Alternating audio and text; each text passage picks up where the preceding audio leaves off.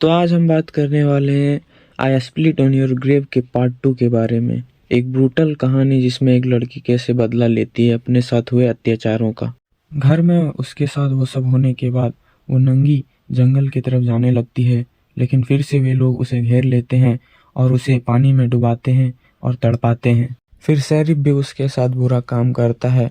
वो लड़की बहुत चिल्लाती है और तड़पती है। सभी लोग उसे देख रहे होते हैं पर कोई उसकी मदद नहीं करता है।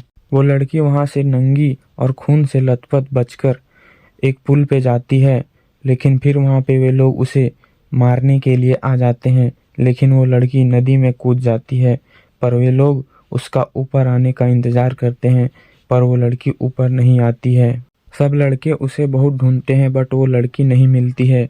वो उस लड़की के सारी चीज़ों को जला देते हैं और गायब कर देते हैं ताकि कोई सबूत ना बचे। फिर शेरिफ अपने घर जाता है और अपने बीवी और बेटी से मिलता है। फिर सुबह में उस बूढ़े से मिलता है जिसने उस लड़की को चाबी दी थी। वो बुढ़ा रात में शेरिफ को कॉल करता है और उसे बताता है कि उसकी बहन का मैसेज आया हुआ है, और ये बात सुन के शेरिफ बहुत डर जाता है। फिर सुबह में सारे लड़के एक जगह लड़ते हुए दिखाई देते हैं क्योंकि वो कैमरा का टेप गायब हो गया था जिसमें उसने उस लड़की का वीडियो बनाया था। रात में वो लड़की उन लड़कों को डराती है और शेरिफ के घर में वो टेप फेंक देती है, जिसे शेरिफ देखकर उन लड़कों को बहुत धमकाता है।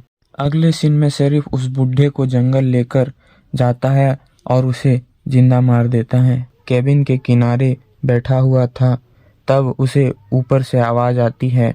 तब वह वहां जाता है और देखता है कि वो लड़की वहीं है, जिससे वह बहुत माफ़ी मांगता है, पर वो लड़की उसे माफ़ नहीं करती है और उसका गला घोंटकर मार देती है। फिर सारे दोस्त मैथ्यू को ढूंढने लगते हैं। फिर दो लड़के उस पुराने घर में जाते हैं।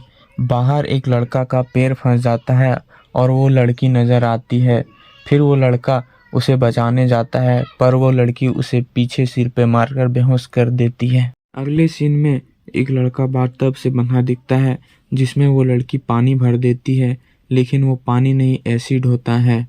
दूसरे लड़के को वो पेड़ से बांध देती है, जिसे वो मरा हुआ चूहा खिलाती है और आंखों पर टांके लगाकर पेड़ से बांध देती है और उसके गालों पर मछली के मीट के टुकड़े रख देती है।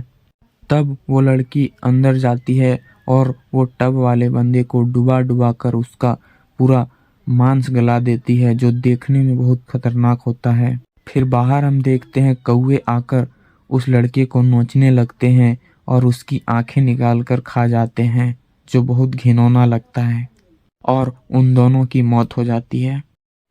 फिर हम देखते हैं वो लड़की पेट्रोल पंप पर जॉनी को पकड़ लेती है और उसे उस पुराने घर में नंगा करके बांध देती है। फिर उसके दांत बहुत बुरे तरीके से निकालती है और उसके बाद उसका प्राइवेट पार्ट काट देती है, जिससे वो चिल्लाने लगता है और पूरा खून फर्श पे फैला होता है। उसके बाद वो उसके प्राइवेट पार्ट को उसी को खिला देती है और शेरिफ को पकड़ने चली जाती है। फिर वो लड़की शेरिफ को पकड़कर उसी घर में ले जाती है और उसके पीछे उसकी ही शॉटगन घुसा कर बांध देती है, और फिर वो शॉटगन वो उसके पीछे जोर जोर से घुसाने लगती है, जिसके कारण वो शेरिफ बहुत चिल्लाता है। फिर वो लड़की बाहर बैठ जाती है।